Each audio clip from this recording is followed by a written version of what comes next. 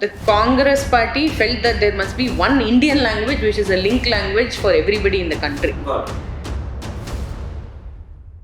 Often we can see, as earlier you mentioned, that they have the powerful tool of setting the narratives through the same.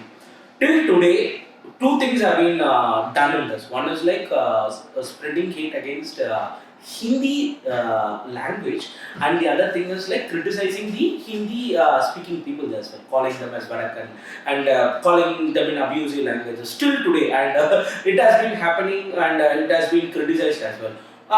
From where did this anti-Hindi narrative came from? Because Tamil Nadu is the only one state which has done anti-Hindi agitation twice. One is before independence and one is after independence, and that is the way. That is a main tool for the DMK to get into the power as well. In 1960s, I'm saying. You're right. So that is one of the main tools they have used against the Congress at that time, and they have came into the power. So where did this anti-Hindi narrative came from, or did they use this anti-Hindi narratives to come into the power or stay into the power and keep away the national parties in order to not come to the power in Tamil Nadu?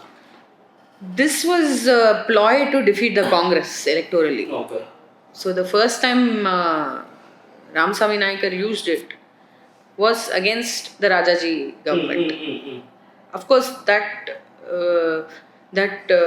bill which sought to introduce compulsory Hindi education in all schools of Tamil Nadu. I mean, it was all over the country actually, because it was a constitutional. Exactly. So it was basically the Congress party felt that there must be one Indian language which is a link language for everybody in the country. Got it.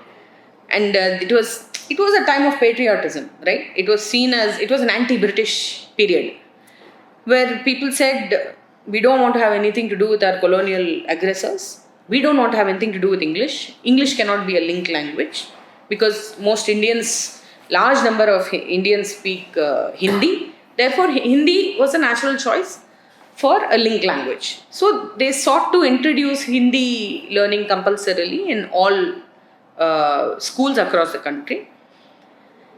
But in Tamil Nadu, at that time in many parts of the country, there was only Congress party. There were no other parties, right? There was no opposition to that. But in Tamil Nadu, there was a strong opposition. There was a strong political opposition to the Congress. And they took advantage of this thing to create a narrative that the Congress is pro-Hindi. They are anti-Tamil. Okay. And they are trying to wipe out Tamil. Okay. They are setting this narrative for BJP also. Okay. So that automatically resonated with people, of course, because people in Tamil Nadu, Hindi is an alien language, right? Even today it's an alien language. So it worked well, and as a result, a lot of youth came out on the streets, they protested, and Rajaji was forced to take it back. Okay. Then the second wave of Hindi agitation happened when Indira Gandhi wanted to declare Hindi as the official language. As the national language. And then there was again another wave. This wave was very violent, after which DMK came to power. Because by then all the DMK guys were part of the protests. There were self-immolations, buses were torched, all sorts of things happened. And so anti-Hindi agitation was used as a very powerful political tool because language and geography, these two things were used by the Dravidian politicians to sort of create a rift between the other. They needed, you need an enemy if you want to unite a set of people, you need an enemy. Right? So the first enemy was the Brahmin. So once you made the Brahmin powerless, now there are only around 2% of Brahmins in the state. From 5% they are down to 2%. Most of them have gone abroad. They live abroad.